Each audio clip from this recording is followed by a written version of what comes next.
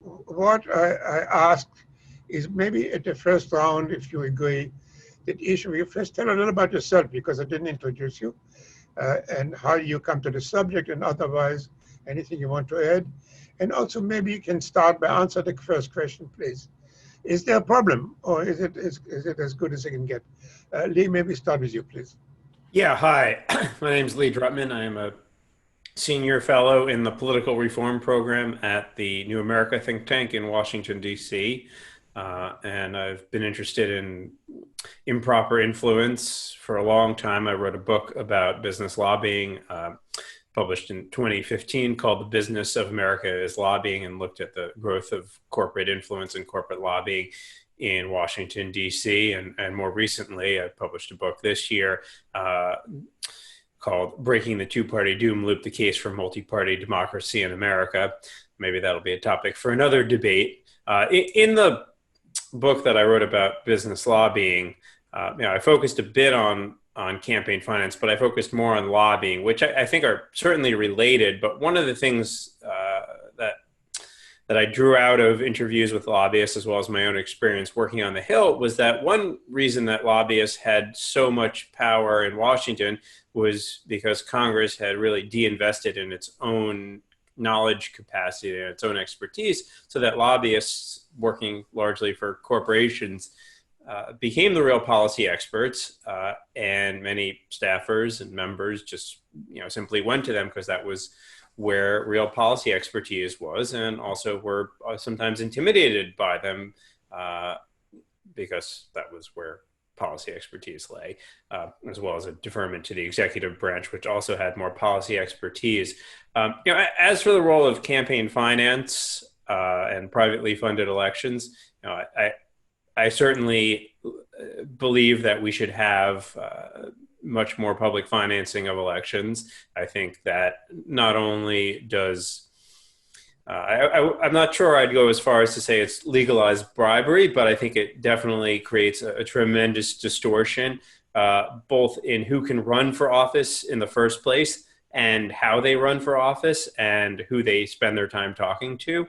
And I think the distortions are sometimes more subtle than some folks who call it legalized bribery would tend to describe it as, but I think they are very real nonetheless. And I think it's a balancing act with all of our First Amendment rights. And I certainly believe in the importance of the First Amendment, and I wouldn't go so far as to say that spending on campaigns that should be entirely prohibited, but I think we have to find a balance, and I think public financing of elections is that balance. Just before we move on, so you accept the court notion that contributions is a speech? I accept that, yes, that it's a form of speech, but I think there are certainly the Supreme Court has over the years said that there are certain regulations on speech that are acceptable, but I think the better approach is a leveling up approach, is to provide support for public financing of elections. I don't think, especially in an age of social media, in which campaigns have, I don't know where to draw the line between what is a political campaign and what is not a political campaign ad, but I know that if you provide ample public financing for candidates, then they don't have to spend all their time raising money, and they're not so dependent on extremely wealthy donors who have priorities and attitudes that are not very representative of the American public. Thank you. Meredith? Well, thank you again, Professor. Thank you for having me, and thank you, Scott and Lee, for joining us in what I hope will be a fun conversation. I've been working on this area of kind of how do you make our country a more perfect union, our democratic republic. And, this is an ongoing struggle. There's no any one answer. I always find it somewhat entertaining that when you get to this topic of how our elections are financed, that someone thinks there's kind of one final answer when, of course, it feels like a tax bill is passed every other week. So, this notion that there's kind of one answer to the push and pull of how we debate our government and how we elect our officials It's very complex. It changes all the time. I came to this issue largely because of what I saw after working on the Hill, where not only did you kind of have an ability by donors to tell you not what to think exactly, but certainly what to think about, and the ability about who got to be heard. So when you think through this issue, it's really important to think about what you think the problem is, because there are a lot of solutions that may not answer the problem. And I think, like Lee, to me, one of the things that I think is most dire is we actually don't have enough voices in our system. They're drowned out. Many people want to get money out of politics. I don't think that's really real. I don't think it's good. I don't quite think that money is speech. It certainly has implications. But even in the arena of speech, the court has upheld, some kind of constraints in terms of yelling fire or even noise ordinances. So to me, the problem in our system is that too few Americans have skin in the game. When less than 0.5% of all Americans give $200 or more into federal races, that means that you have more than 99% of the population that basically don't even feel like they have skin in the game. It also means that those who do play the money game have an outsized influence. So the problem to me is, one, partly of participation. I want more speech, not less. I want more people to feel like their voice matters, and not that simply by being a wealthy donor, you're going to have the ear of our elected officials. So I think there are ways, and actually good policy solutions that can improve the system. You can have greater transparency. You can have more incentives to make sure that people actually have incentives to give, and most importantly, the candidates have incentives to pursue those small dollars. So I think that it's kind of a misnomer to talk about, there's too much money in politics. I want more voices, more debate, more Americans in the game, and candidates having incentives to want to listen to those people. Can you just clarify one detail? When you say more participation, you mean, do you want them to make contributions? You don't think that if somebody votes, they have enough of a skin in the game? That's right. I mean, the vote is obviously important. We're working actually at Issue 1, where I'm the executive director. We're working very hard to ensure that the voting can go ahead here in the middle of the pandemic, so that every person has an opportunity to vote safely and securely. But in politics, candidates do need resources, and there are a lot of different ways you can get them resources to run. But having people actually, give a small dollar contribution is actually, I think, a healthy sign. There are other ways to do it. Lee mentioned public financing. There's matching funds. There's tax credits. There's tax rebates. There's more incentives for in-state. There's more restrictions on things like coordination, where the court is like. So there are a lot of tools in the toolbox. Unfortunately, we have a system now, as the polls show, that the Americans don't have faith that their politicians are beholden to them and not to the big wealthy donors. Whether they be from the right, the left, corporations, unions, that's really not the point. Scott. Hello, it's great to be here with you, Professor, and with Lee and Meredith. And I especially liked Meredith's comments about more speech, more participation. I'd even be awful, I'll say more politics, because when there's more speech and more participation, there's going to be more fighting. But I am the president of the Capital Research Center, and we are a think tank in DC that for 4 decades has studied influence of special interests, especially in the nonprofit world, because I think it doesn't get nearly enough coverage. Lots of nonprofits are as important as the Oklahoma Democratic Committee, for instance. So I think that is very important. Now, to your question, Professor, about, do we have a problem? I think we have 2 problems in a way. One is we have the kind of country that the founders intended, and they knew it was going to have lots of fights and disputes. It was going to have faction fighting against faction. They knew that would not be pretty. They just didn't think that any way of eliminating all such factions was going to be better. Liberty is the fuel to faction. So that's one of our problems, and one reason it's a problem is because some people go, ooh, yuck, all these people fighting and disagreeing with each other and trying to get their little group ahead of other groups. Well, it isn't pretty, and I don't like it either, but it is part of what a free country is supposed to have. And the other problem I think we have is that the central government is vast and intrusive in a way that the founders did not intend.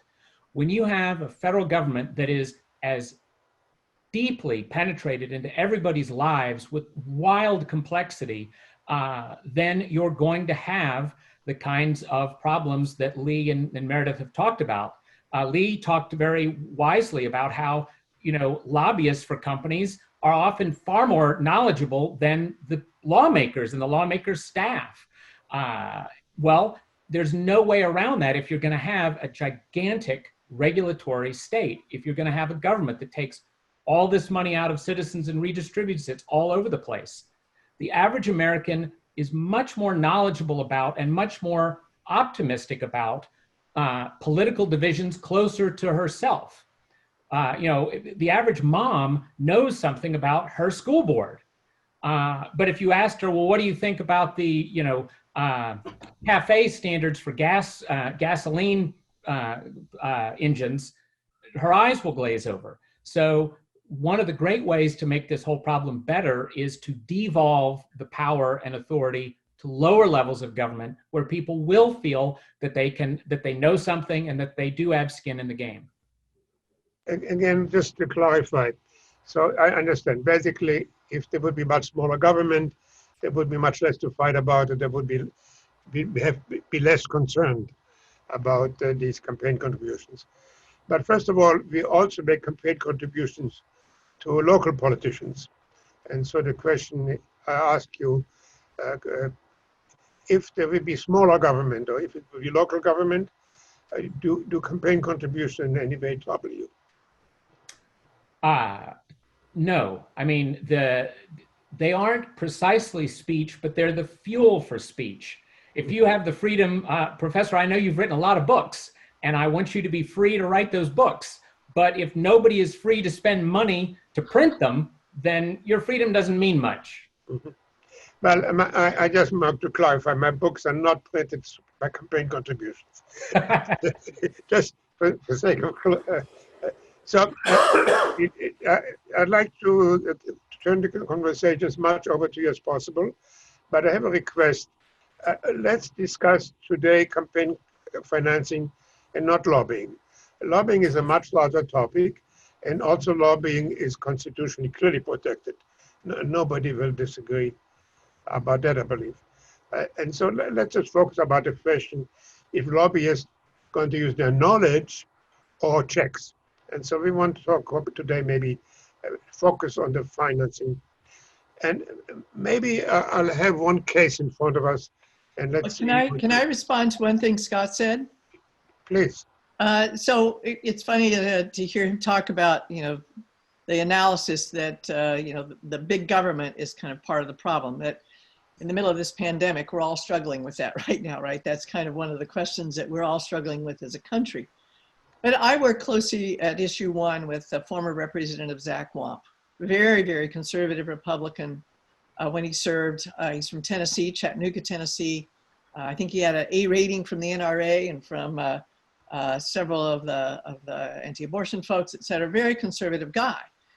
But what I find interesting is to hear him talk about how he feels the current campaign finance system actually exacerbates and feeds the big government, that so many people come and play the game, and particularly special interests, that they are part and parcel of what's creating this big government.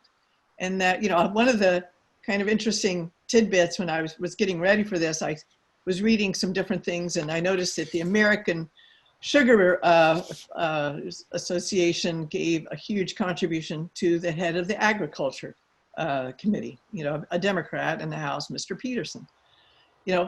Look, they have an interest in agriculture policy, but certainly one of the factors that fuels the big government, I think, is in fact the campaign finance system.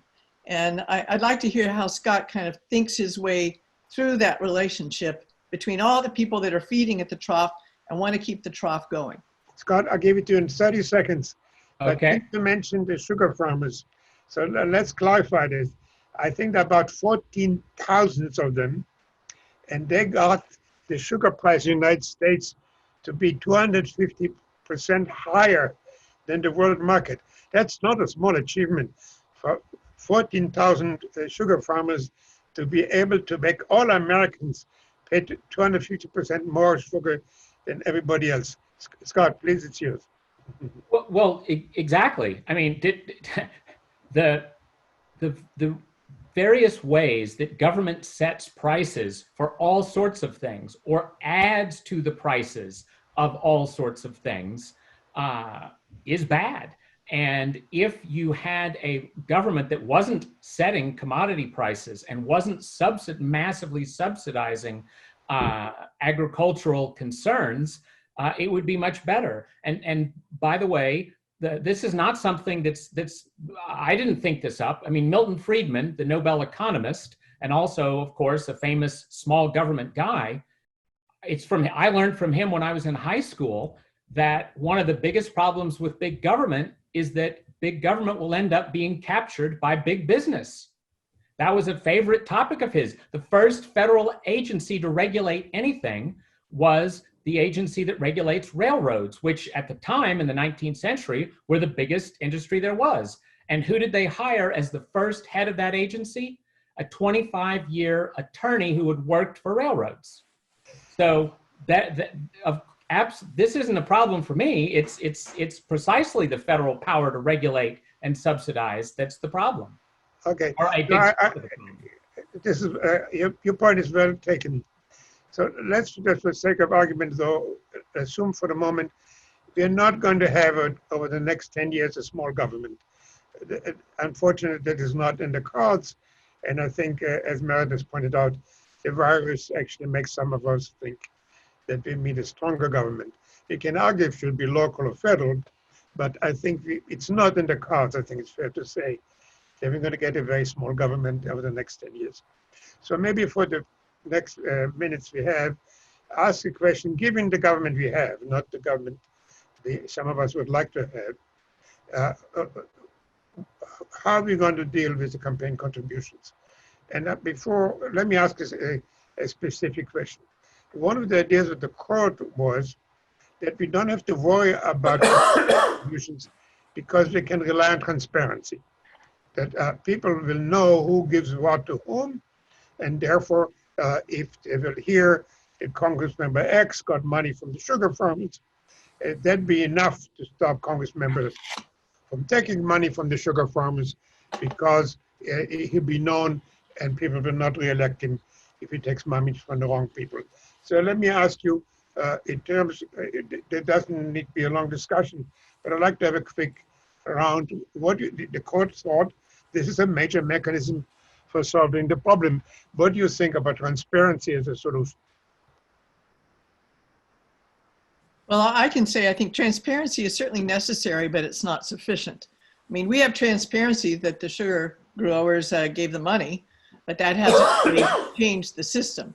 It doesn't change the incentives. So transparency is absolutely critical, but we do have some serious flaws even now in our transparency. You know, when you talk about super PACs, you're like, oh, well, we have transparency about where the money is coming from. Well, actually, we don't. Because what you'll see sometimes when you look at those records is that it will be an anonymous LLC and you don't know where that money came from. So we have a little bit of transparency. There are some people that don't want any transparency, even though the Supreme Court, when given the chance, has repeatedly, even in the middle of Citizens United and many other decisions, has repeatedly upheld transparency as constitutional.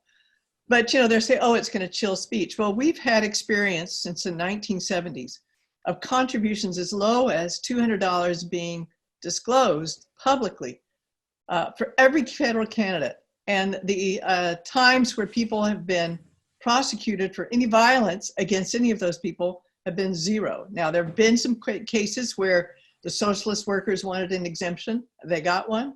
But this notion that somehow name out there is going to cause some kind of, somebody might yell at you, I think that's what Scott's talking about a partisan, robust partisan debate. If you can't be yelled at, then Mr. Scalia, God rest his soul, talked about, the home of the brave. Your protection of free speech is not to be freed from being yelled at or disagreed with. There is a protection against violence. So transparency is certainly the bedrock, but it is not, in my view, the solution. Yeah, so I'm all for transparency.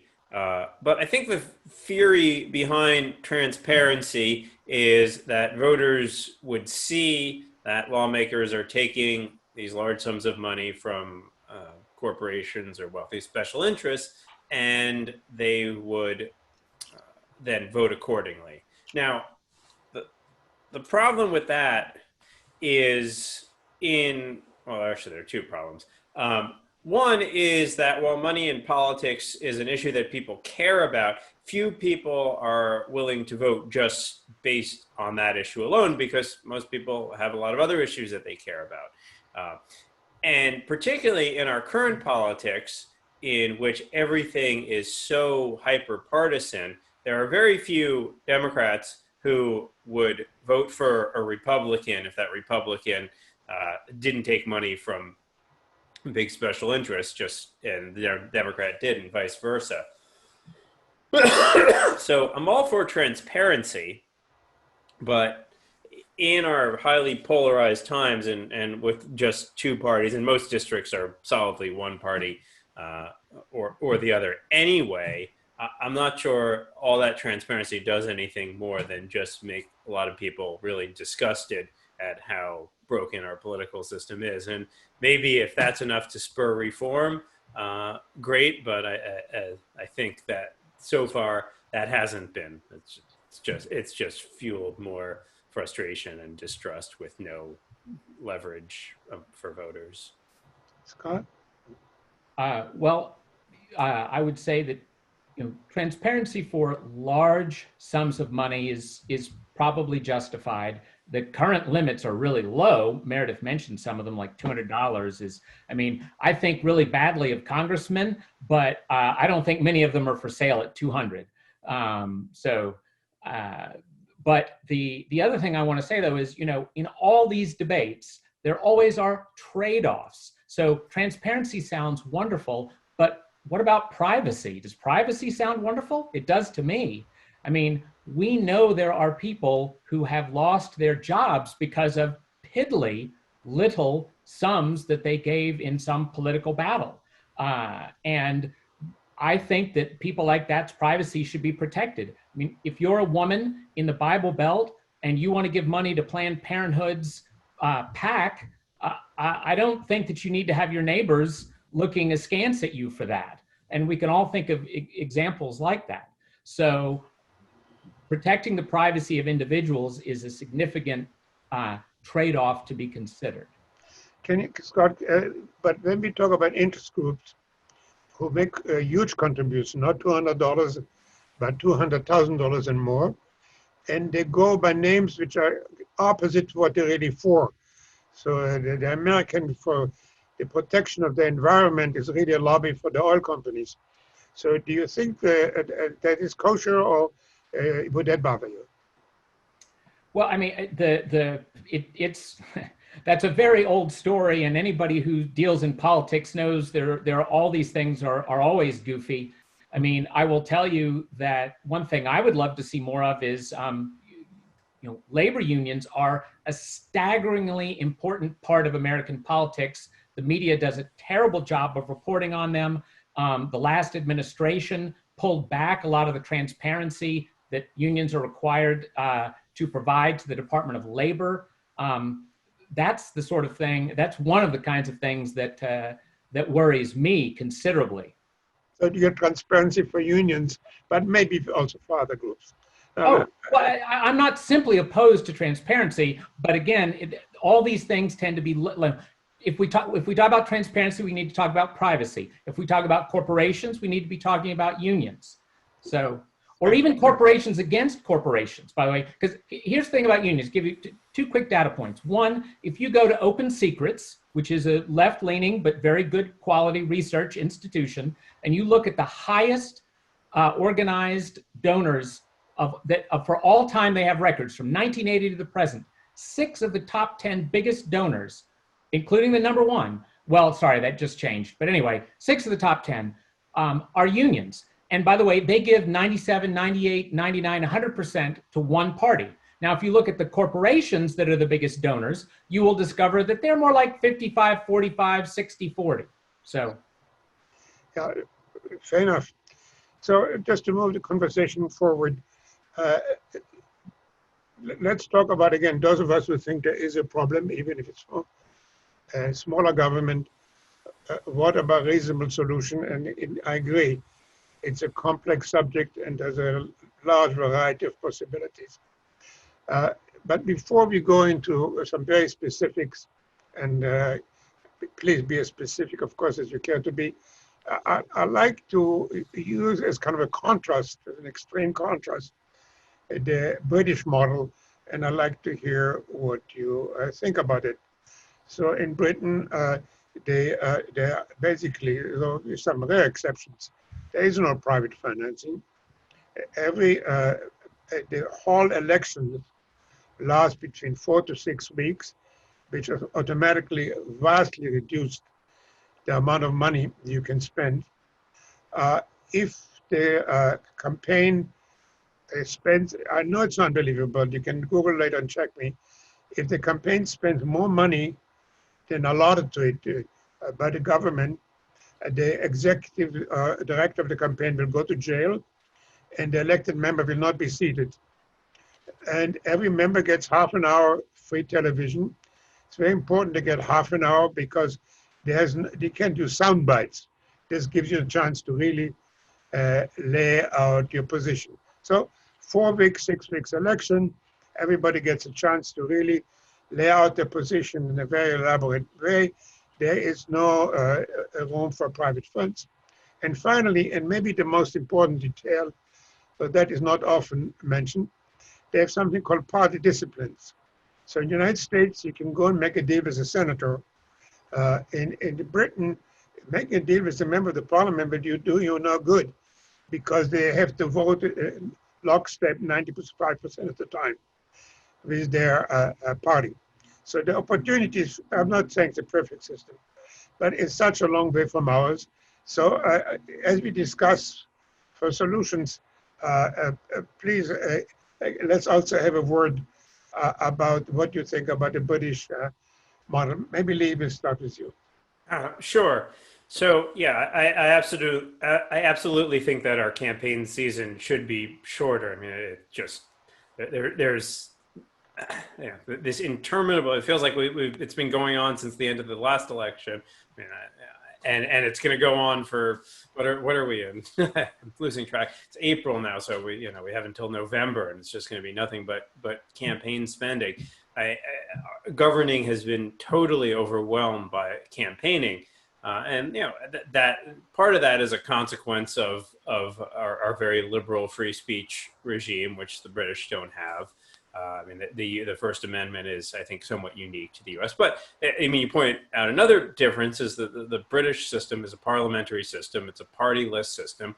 There are no primaries, and the U.S. is the only democracy that has these open public primaries, which I think were probably a mistake. I mean, I would like to see a multi-party parliamentary system. I think that would be a tremendous improvement over what we have now. I mean, I think there's the way in which we have a separate presidential election with a primary, plus all these congressional elections with their own primaries, plus and you're right. I mean, there is the independence of individual members, but we have never particularly liked political parties in the U.S., which British have been much more comfortable with political parties. Continental Europe has been much more comfortable with political parties. I'm much more comfortable with political parties. I don't think most Americans are. So, I do, if we were to, to move to another political system, I'd like to move to something more like the Irish system or the German system. But, And who knows? Maybe we're on the verge of some big reordering of American politics in the wake of this coronavirus crisis. In which, great, count me in. I think there's a lot of pathologies in American politics. The framers got some things right; they got some things wrong, including not appreciating that political parties were essential to modern mass democracy. And so, yeah, let's do something totally different. I'm all for it. Somebody else wants to join? Meredith, maybe.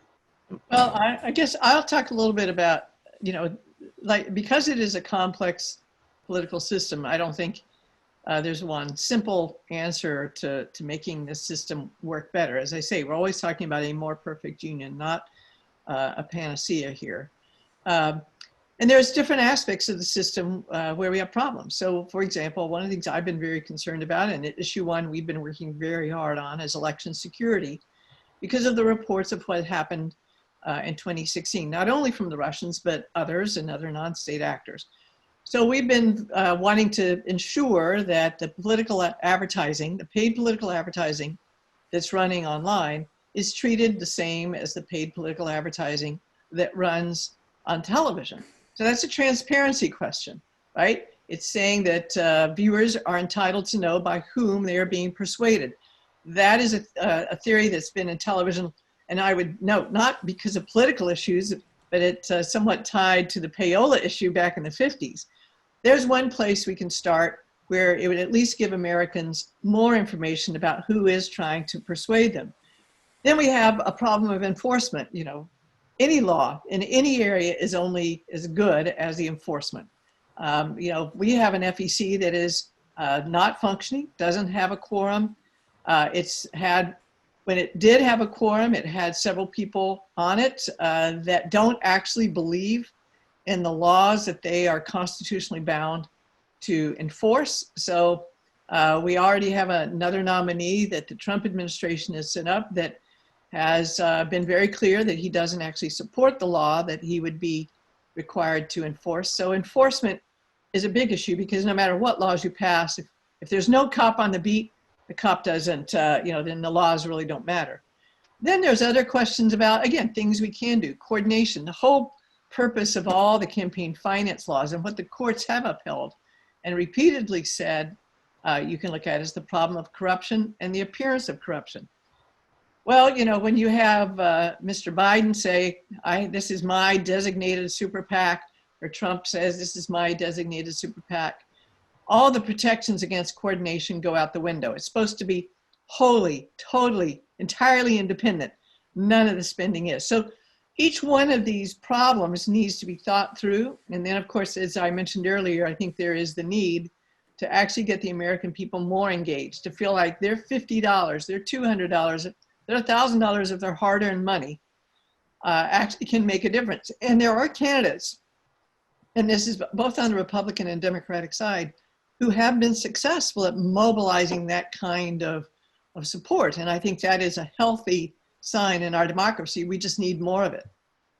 Before we go to Scott, I don't think everybody who listens to us understands your point about independent PACs. So the court, could you just take another minute and explain? The court assumed, please take it from here.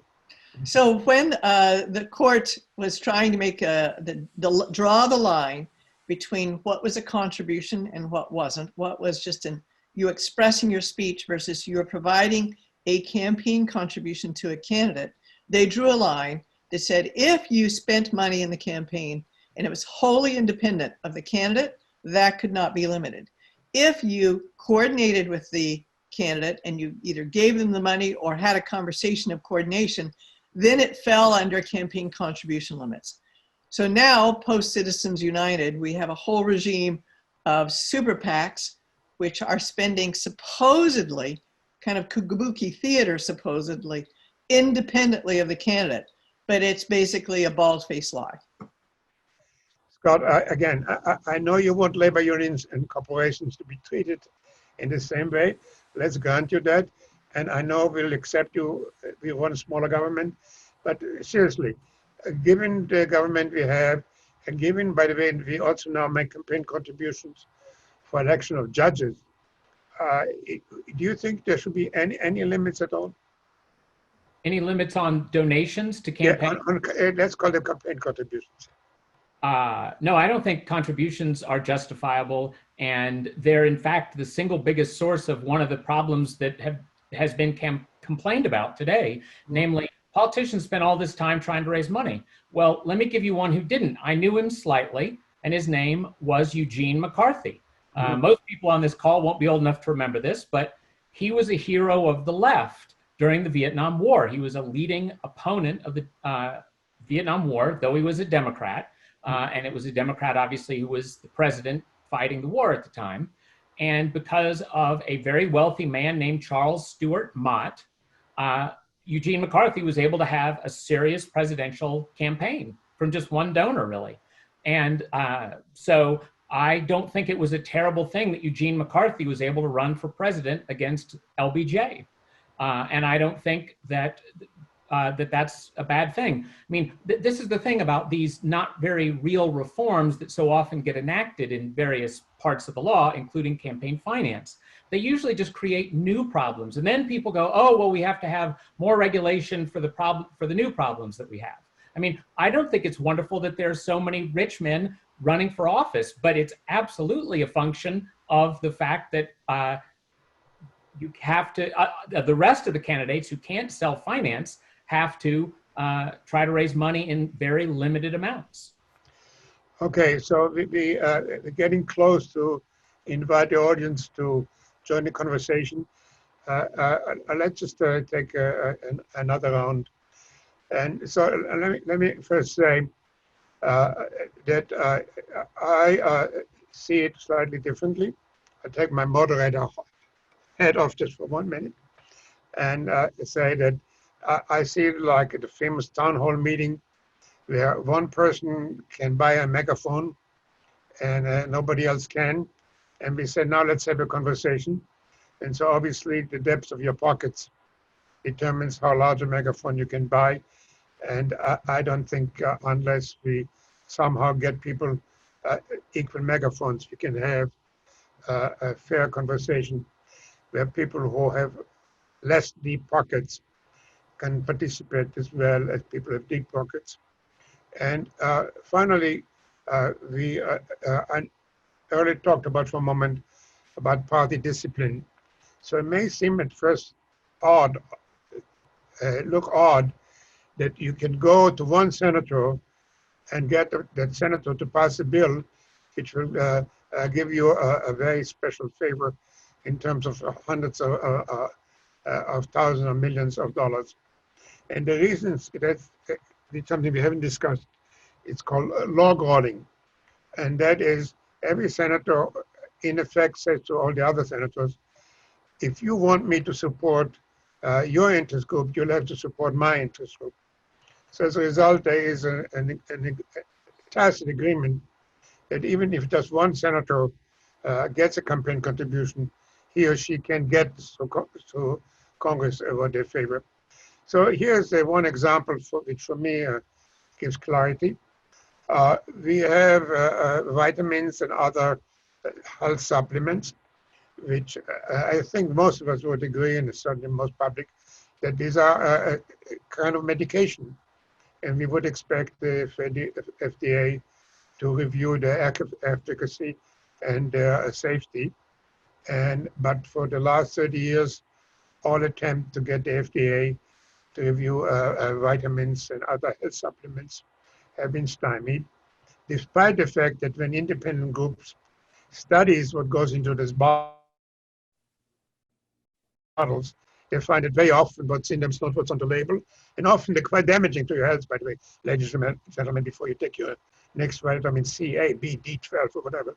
Well, the reason is that the vitamin industry for the last 30 years was a major contribution to the senators, one liberal, one conservative, and they blocked all attempts to regulate vitamins.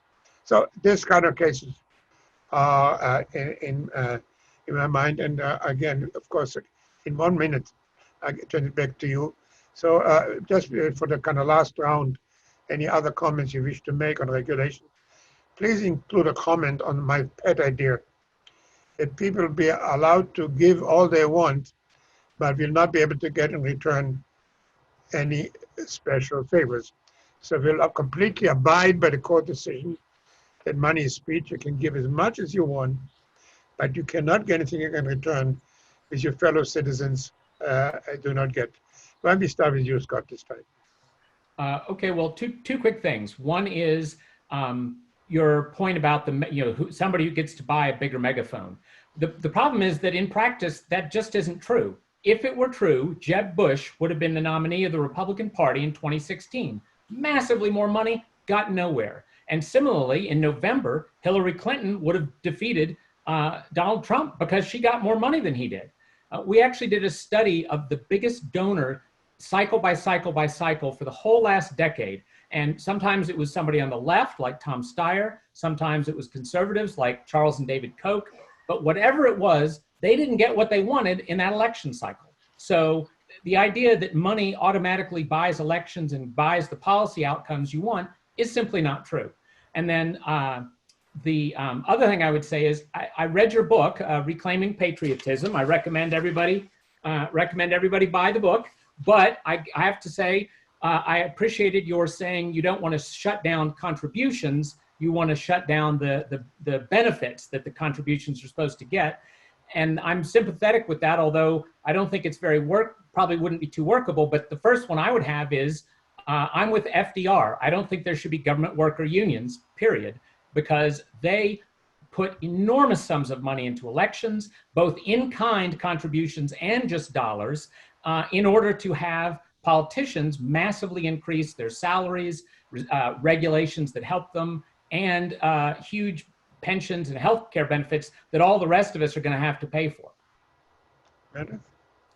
Well, I think it's absolutely true that whoever spends the most money is not in any way guaranteed to win an election. We know that if you spend the most money, and there's a record of this from Steve Forbes to Ross Perot to Tom Steyer, it does not in any way, Michael Huffington, it doesn't in any way guarantee you victory. But the other thing we know is if you don't have money, you're also certain not to win. The question here is not just a matter, too, of the elections, it's what happens after the election. Transactional giving, I think, Amitai, is what you're getting to, right? Which is you give money with an expectation of something in return. There are a number of names for this: transactional giving, crony capitalism, rent seeking. These are all the notion that there is some expectation of you're going to get something. Now, what we do know that the campaign contributions do buy is access and influence.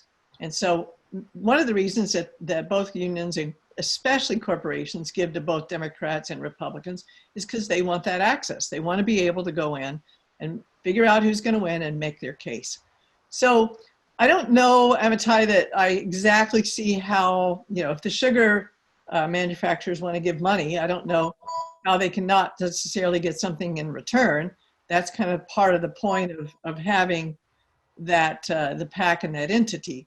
I think we really need to look at a system more that raises, again, I think we need to think of this, you have some degree of protections against corruption and the appearance of corruption, and then you have another system that raises the voices of more average Americans.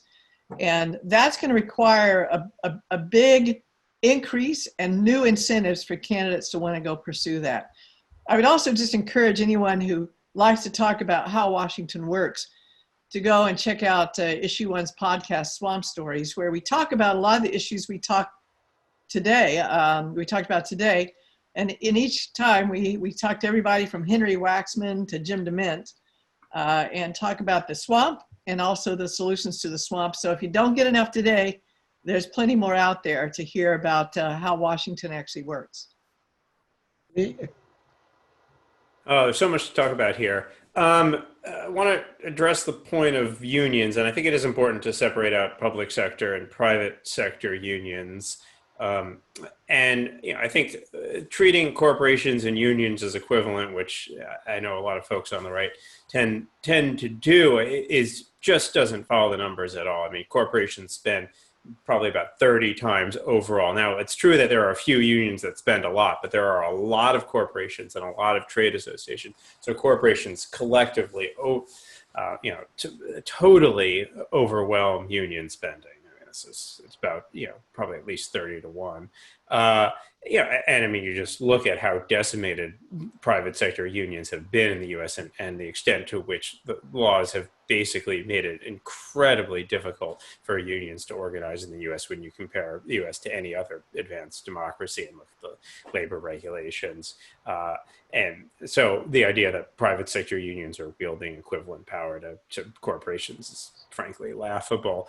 On the question of, I want to echo Meredith's point that self-funded candidates usually actually don't do poorly, usually do quite poorly. So spending the most money, doesn't necessarily buy you something. But, what happens in the course of the campaign is that you're holding a lot of fundraisers because you need to prove that you can raise money. And when you're holding fundraisers, you're not spending time with working class people who have problems with money or healthcare. You're spending time with very rich donors who have problems with that they're being taxed too much, or that there's some pesky regulation that's interfering with their business. And those are the concerns that lawmakers bring to Washington. So it may not be a purely transactional thing, but when you're out and about talking to donors, raising money, you're listening, and you're often agreeing and you're nodding because you want their money, which takes us to, I think, an issue that we haven't talked about. We've talked about special interests lobbying lawmakers, but there's also lawmakers who need to constantly be raising money who are trying to shake down private interests. And I think that's there. There's a sense that there's crony capitalism or rent seeking, from businesses, but also lawmakers themselves, are constantly trying to generate issues that then they can say, oh, well, you better come to my fundraiser because we might not extend your tax break this year. And that creates perverse incentives for lawmakers who know that they have to raise all this money because they have to meet their demands, which then creates further economic distortions, which gets to that point, I think, Meredith, that you were indicating about where Zach Wamp was talking about how the funding fuels big government because lawmakers are inventing new threats to shake down corporations.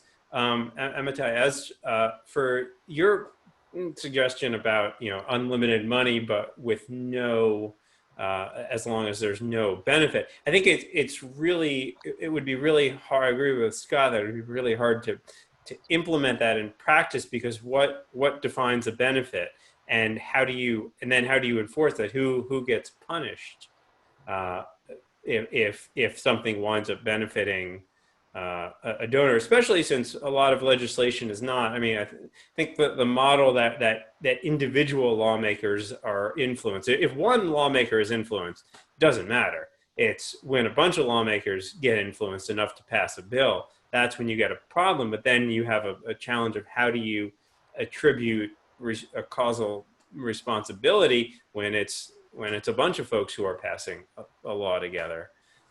Which often happens, and maybe there's some amount of log rolling, sure. Although I think in today's Congress, so much. I mean, you talk about party discipline.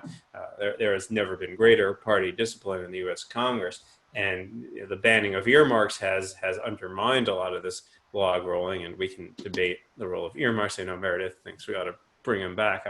I'm fine with bringing them back, although I don't think it would do much to make Congress more functional. Though I see their benefit.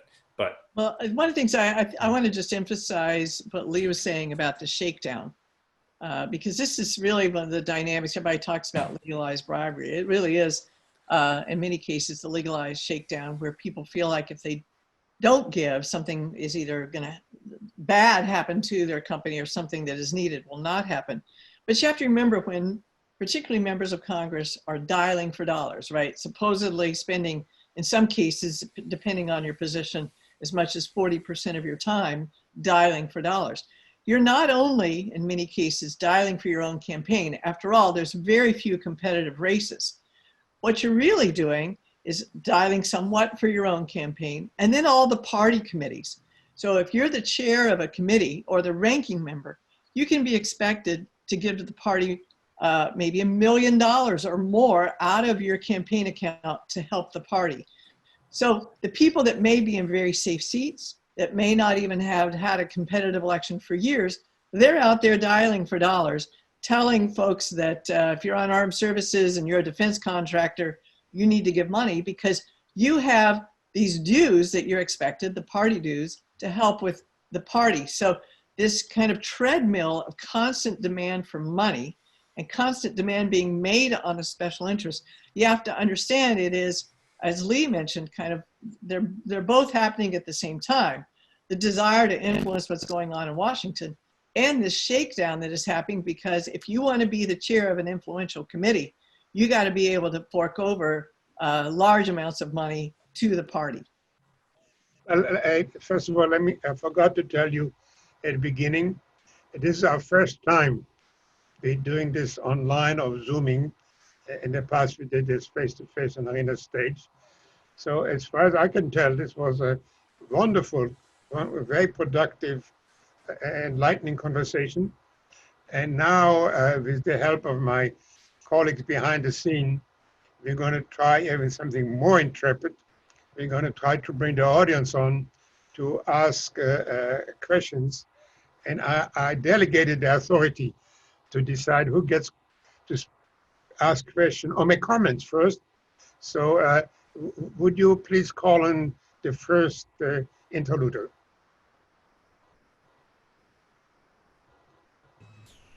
Mirror, mirror on the wall, let them talk. Yes, we have Ramona. Ramona, if you would like to ask your question, I will unmute you now.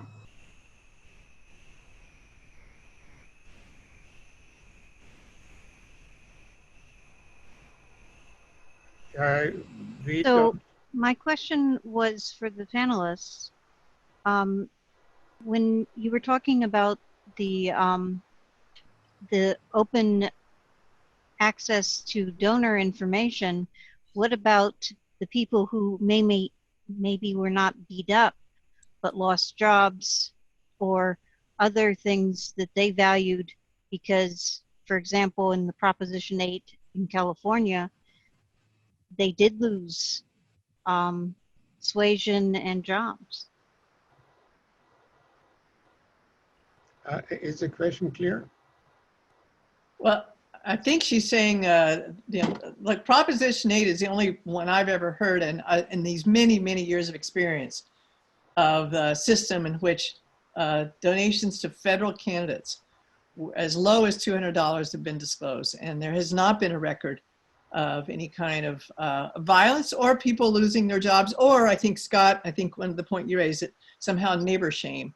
That's not been a problem in the system. It's a theoretical problem. Now, Proposition 8 did have some reports at the state. It was a ballot measure. It dealt with some very controversial social issues.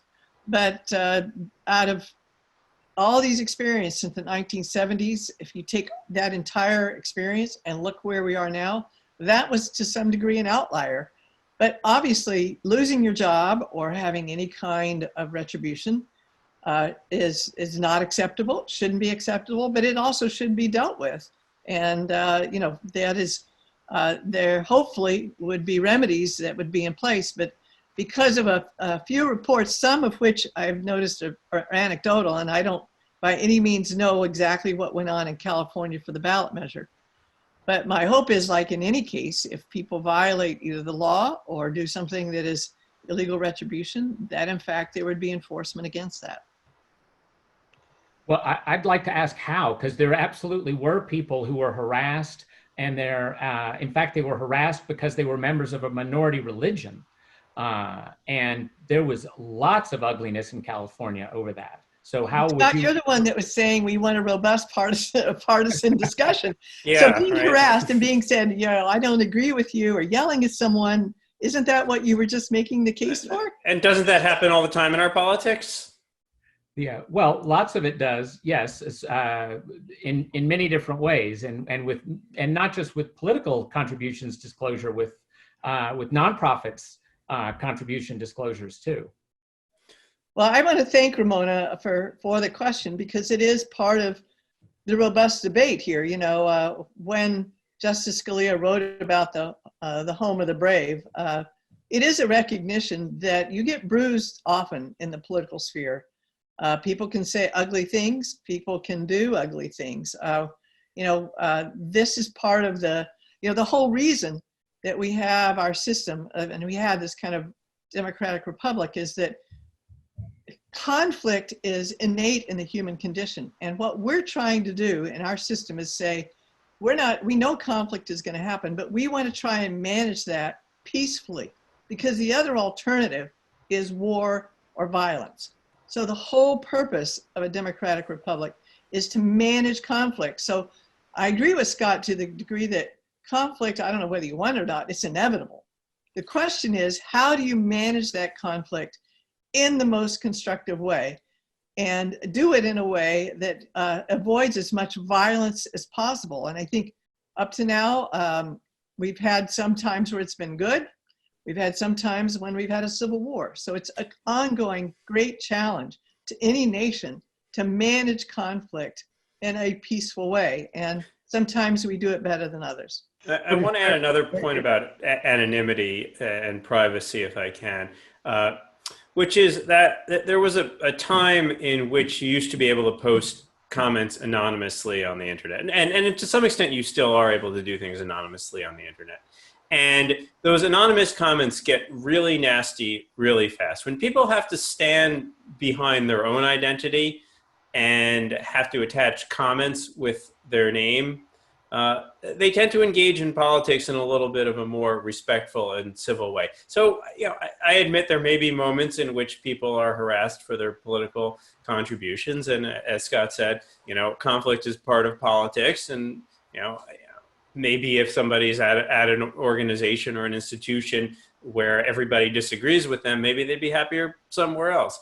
But I think the alternative to saying that nobody should ever be harassed for if people find out their political views is to say we should all be able to express our political views anonymously. And when you hide behind that anonymity, it creates a condition where people start to get really nasty and really mean it. If I were behind a curtain, I might have harsher words to say for you all, but you're seeing my face.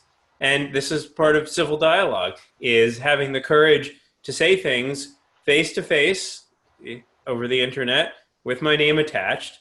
And I think that is crucial to a democracy where we have the respect for each other to own up and say, this is what I believe, and I'm willing to show up and say this is what I believe. If we don't have that, I think we devolve into something much uglier. Thank you.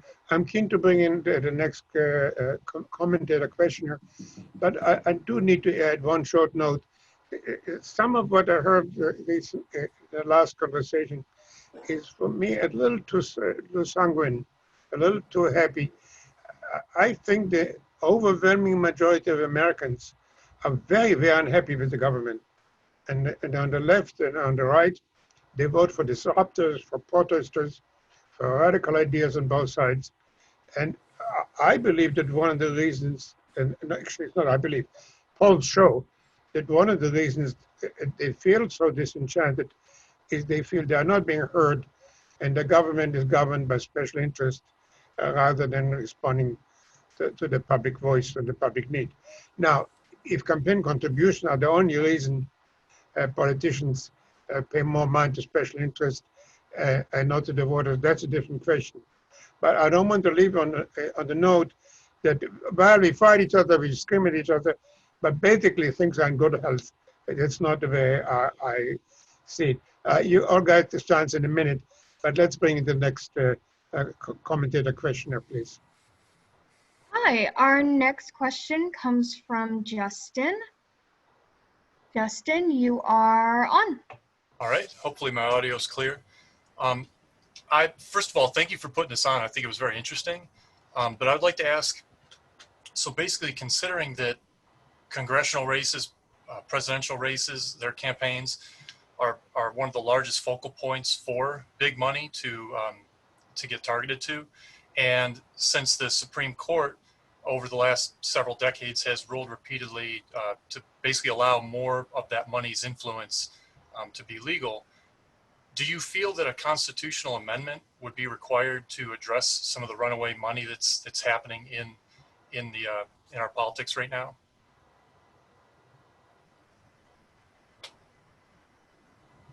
Anybody? Sure, I'll jump in. I think it would be extremely challenging to get a constitutional amendment on campaign finance passed, given the partisan times that we're in.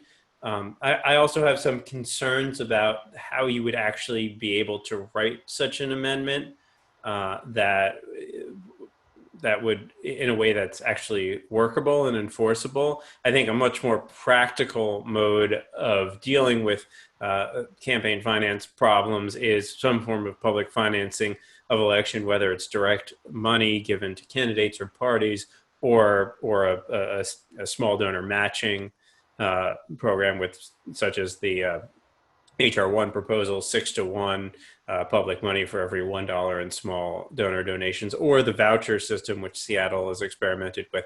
I think there are solutions that are practical, constitutional, leveling up solutions. I think at this point, given where our politics are, any efforts invested in a constitutional amendment are probably wasted. I'll jump in real quick and second Lee's point about it's hard to imagine how one would write that amendment if it were desirable in the first place. But I would just add, that's a problem with any of the laws that are being discussed here. The folks who are going to write and pass any laws to put government money into politics or restrict money from various sources, they're all going to be written by one type of human being, and he's called incumbent. Incumbents are always going to be the ones writing and passing the laws, and I do not trust any of the incumbents to do so in a genuinely fair way. This is, again, one of the reasons Americans, I think, get alienated from politics, because they don't spend all this time that folks like us do carefully reading and parsing all these different things. It's just wildly complicated and obscure to them, and they realize that all the different groups here in DC are trying to pull a fast one over them, and everybody's angling for a little help for his team. And I'll just add in, I think Lee kind of hit the nail on the head in terms of just the political situation. Right now, we have a Republican majority in the Senate that's led by Mitch McConnell, and Mitch McConnell has pretty much made it his business over the last 20 to 30 or longer years in the Senate to ensure that no proposal of this kind will go forward. That doesn't mean that in the future that a constitutional amendment couldn't find the support it needs, but right now, even if he isn't majority leader, Senator McConnell has made very clear he will lay down on the tracks, even if he goes and, let's say, becomes a minority leader and is only at 47 Republicans, that's enough to block a filibuster, and certainly falls far short of what is needed for a constitutional amendment. I've looked at a number of the amendments that have been introduced. I certainly share a lot of the sentiment, but I can also tell you, having worked on this issue for many years, that coming up with language that will achieve what many folks that are supporting the amendment wanted to achieve is a challenge. And but clearly the Supreme Court, led under Chief Justice Roberts, has taken off on a path that has empowered those wealthy interests in contrast to probably average Americans. And that's just the fact of the matter. And I think there are a lot of folks that are very concerned about it. I think they're concerned about the path our politics is taking.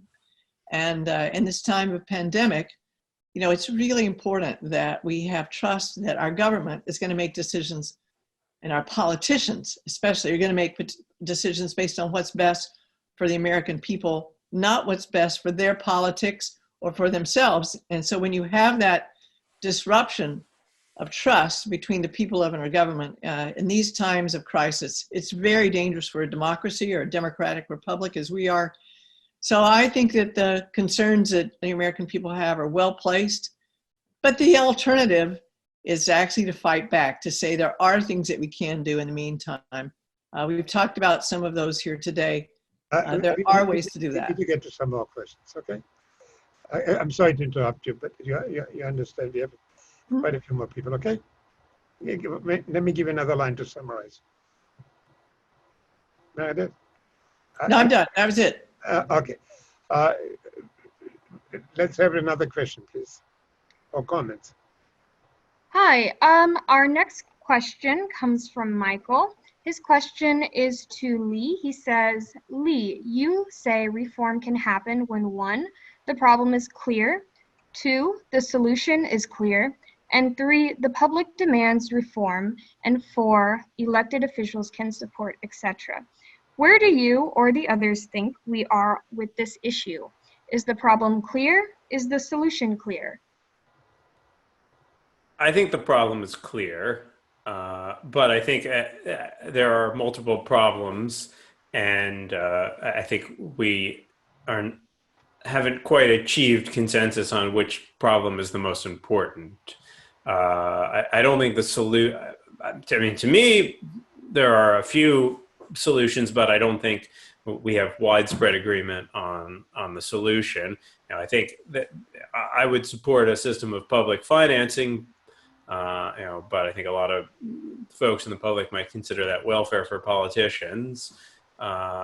And so I think we're somewhat far from a clear solution. I mean, I think as for, members of Congress doing things in their own interest, which is a point that Scott raised, frankly, and Meredith knows this quite well, that most incumbent members of Congress hate the current system because they're on the phone all the time. And especially former members, the first thing they do when they retire is they say, thank God I don't have to go into a cave and call through a list of phone numbers again. So, I think there actually would be a tremendous welcome if there were some alternate way of funding campaigns. But the whole system right now is set up so that the people who are good at raising money make it to the top of the party, and they have the power to decide who gets to rise up. And you have a pay-for-play system with the committees, especially in the Republican Party.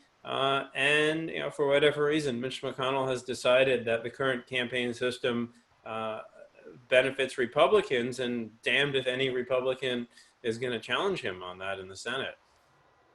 I think it's a wonderful idea. I think we should bring some more former members of Congress to this program, because they use much stronger terms than you when they describe what's happening. They usually refer to the, and let me again be gentle here because we're in a very civil place here, but they talk about soliciting when they make those phone calls. Just one sentence about the law. The law defines bribery only when there is an explicit bargain. Means you can go to a member of Congress, and I'm not making this up, and say, next week there's a vote on a bill I'm interested in. Here's $100 million contribution to your campaign. Next week I'll come back and we'll talk again. That is not considered a bribery. Only time it's going to be bribery if you say, I'm not going to give you this campaign contribution unless you vote for my bill. So I think we could go a long way to solve the problem if we would slightly tighten up the bribery law and recognize that when it's clear to any third party looking at the exchange that you promise something in return for a very particular outcome, that was a bribery. Let's take the next comments, please. Hi, our next question is from Stephen. Contributions may access more than specific legislation, but aren't they quite effective at getting legislation that the big donors oppose blocked?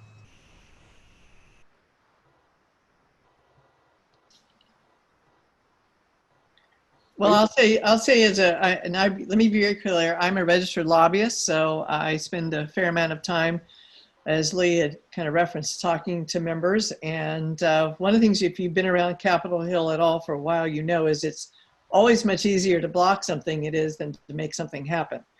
So there are a lot of times where people put their thumbs on the scale or block activity, and you know, it's not always getting the goodie. Sometimes it's making sure that nothing happens on an issue.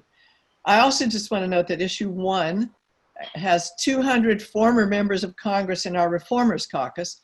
These are former members of Congress, governors, and cabinet secretaries who, as Lee have noted, come out of the system and want to speak out against the way this current system works. They know it backwards and forwards, and we spent a lot of time at issue 1 working with those former members and governors and cabinet secretaries so they can speak from firsthand experience about how the system works and what some of the most effective solutions are. So we're trying to bring them into that dialogue every day. Of course, the single biggest problem is how tiny the limits are on donations. That's why they spend so much time on the phone. Well, we can argue about that, but I don't want to monopolize more time. Anybody else? Hi, we have one question from Mindy.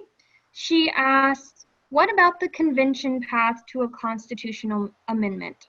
That would avoid the need to depend on Congress and the problem of just one party writing the amendment, because it would be delegates from both major parties as well as non-affiliated delegates, all necessarily working towards writing an amendment that would be popular enough to get ratified.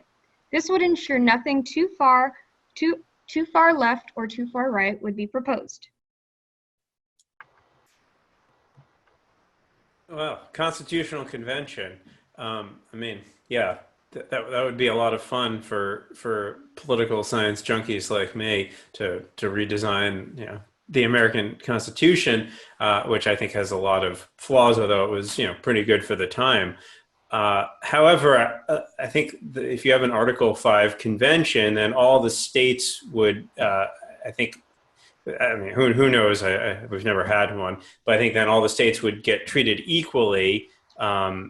So I think that would, given that we have a lot of small conservative states, I think that would probably, a constitutional convention would trend in a conservative direction. And I'm pretty sure, it would be my guess, if we had a constitutional convention, the end of it would be we'd have 5 or 6 different countries, because we wouldn't be able to agree on a compromise, or we just revert to the existing. But you know, I think we could do a lot better than the Constitution that we have in a number of areas, just because it was written in 1787 and it was a radical experiment for its time. That, you know, we there's been a lot more Constitution writing since, and we know a lot more about what institutions and how our institutions have worked and what institutional choices there are.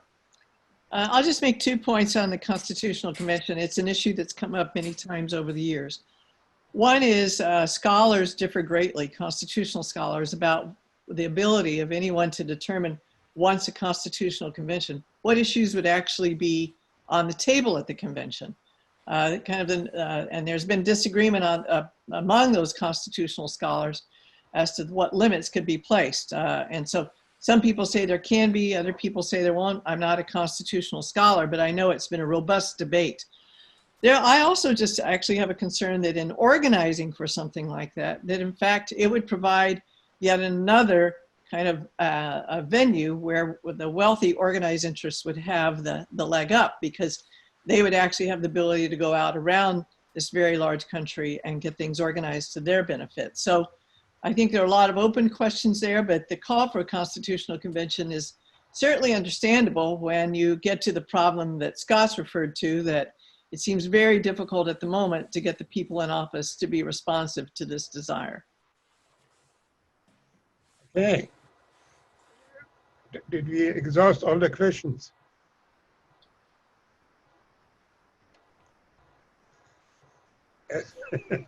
Scott, Gabrielle, Annette, did you have more questions? Hi, that looks like that is it for the questions, unless any of the attendees wanted to raise their hand to talk to our panelists.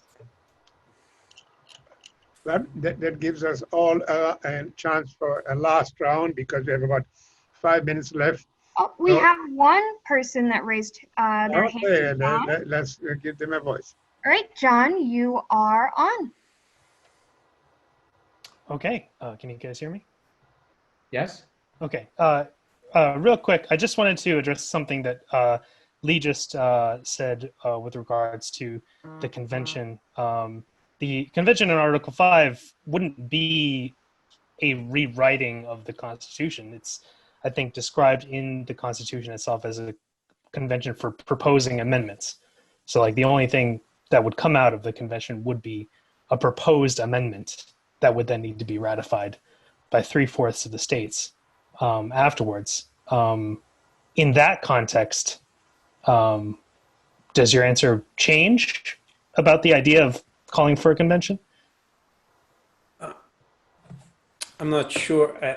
I think we don't know how a convention would go. I'm not sure that's.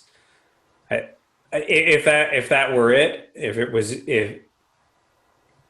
was just to propose amendments, that have to be ratified by 3/4 of the states. I'm guessing that we wouldn't find anything that 3/4 of the states would ratify, in which case it would be a big nothing burger. So then fine, it would be an interesting intellectual exercise to see what a group could agree on. So go for it. Okay, well, we're coming. Each one of you can get a chance now. This time, let's start with Scott for last words. I think we all recognize that as much as we would love a magic bullet, a silver bullet which will pass one thing and the whole problem will go away, I think probably all agree that unfortunately is not in the cards. But last word, Scott.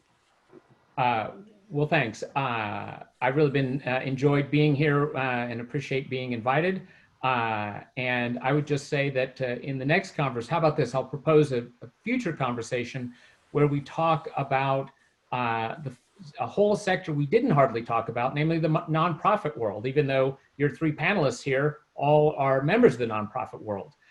We're all at C3s or a C4, 501c3, 501c4, and the rest. Those are at least as important as the political parties. And we know that because the biggest donors on both sides give a lot more money in that realm than they do to hard political dollars, to political parties or campaigns. And I think that I'm not for regulating the speech of nonprofits, but if we're going to be regulating political speech, if we somehow decide that that's a good thing, then we should regulate, I guess, the political speech of places like that. And also of corporations like the Washington Post company, the New York Times company. They're certainly very powerful corporations whose speech has an enormous impact on politics. But I hope we don't do any of that. Yeah, again, we talk about campaign contributions. But anyhow, Meredith, last words? Well, the last words is, I think, I've long, when I've talked to university students and others, made the point that you get the government you deserve. And, we had a problem here, not only of a lack of participation in terms of the campaign finance system, but also lack of voting. So many of Americans don't even exercise the franchise. So when you hear these complaints, hear Scott talk about, how he feels about the current incumbents, some I like, some I don't. But, if you don't vote, you don't have a right to complain.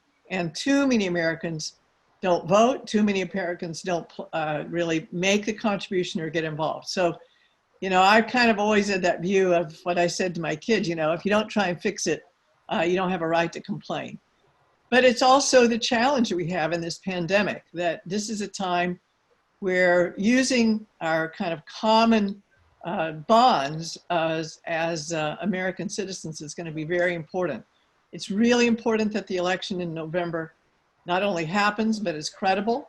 And I hope every voter will find some means to vote, whether it's absentee ballot or early voting or in-person voting, and do it safely. And on campaign contributions, we're just in a world where the system is not going to change until the American people reward those candidates that seek to be a part of the change. And that's hard to do in the system, but it is the struggle, and the struggle is what makes the democracy work. So I think it is the issue of our day and the issue of our time, but only if we really kind of reimagine what it means to be an American. Lee, unfortunately, I have 1 minute for you. All right. Well, then I'll just second Meredith's point that this is an exciting time in which we can, I think the coronavirus crisis opens up a lot of big conversations about what we want our democracy to be. And I am anticipating a new age of reform ahead once we clear out from this, in which we really ask some of these big questions that we're starting to ask. And that's why dialogues like these are so important. Well, first of all, thank you, all three of you, for taking time from a busy schedule for very invigorating and frank and I think clear and civil discussion. So very much appreciate that. And thank you very much for the comments we got. I'd like to call you. This was our first trip, and please send us any comments or suggestions how to do them even better in the future.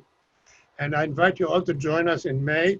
I think it's May 25th, where we're going to discuss politics in the age of the virus with some outstanding participants, panelists who are on your screen now.